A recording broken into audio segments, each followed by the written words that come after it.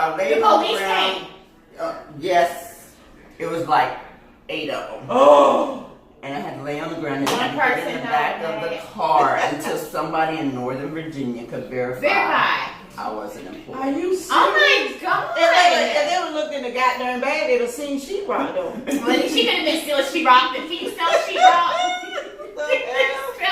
And then one of them was like, Lynn, is that you? Who? One of the It cops. was, That's dead on shame. Not a resident that worked there. Excuse me, Bentley. Did you have the story? Oh well, yeah. I mean, pretty much.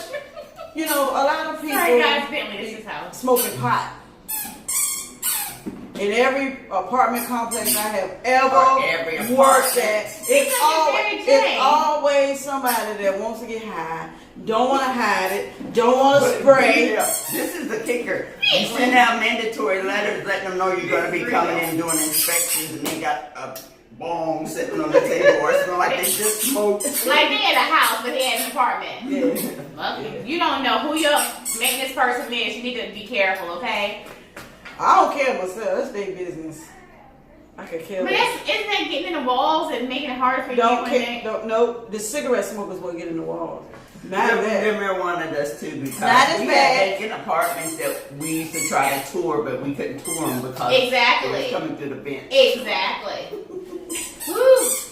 I tell that. Getting nice though. I feel like Bentley getting nice right now. Hey guys, Shatima R here. So I'm going to take a break from interviewing people because I've been running into a little bit of red tape. But I wanted to do one last video for right now. And you guys are going to like this video. So just stay tuned. Thank you to everybody that have interviewed with me.